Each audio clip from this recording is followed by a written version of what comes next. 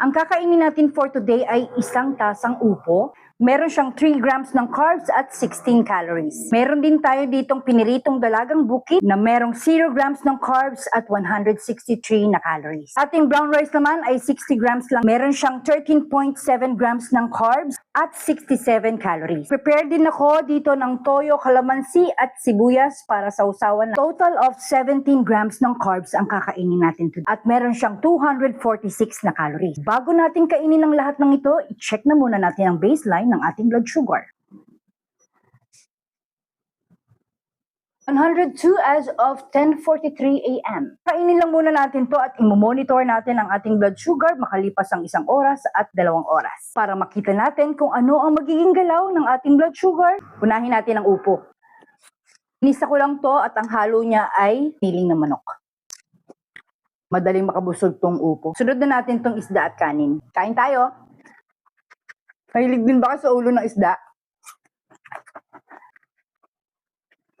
Nakalipas na ang 1 oras, kailangan hindi umabot ng 180 mg per deciliter ang sugar natin sa first hour. Tingnan natin kung ano ang resulta.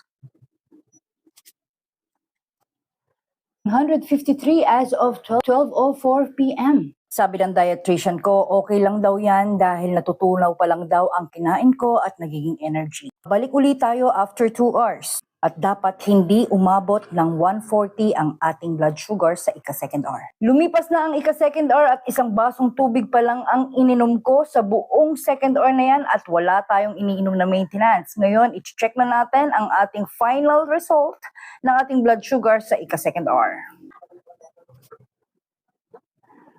119 as of 12:56 p.m. Wow, na-absorb na ng katawan ko at naging energy na ang carbs na kinain natin kanina. Kung kayo ba, ganyan ang magiging resulta, iinom pa ba kayo ng maintenance after? Actually, ganyan parati ang iniisip ko. Pero syempre, kailangan nating sumunod sa payo ng doktor na uminom ng maintenance. Sure thing is, kahit maganda na ang aking blood test result, since na-target natin ang 5% flat ng HbA1c, magbabawas pa rin talaga ako ng rice. That will be all for my today's journey. See you all tomorrow for my tomorrow's journey. Bye!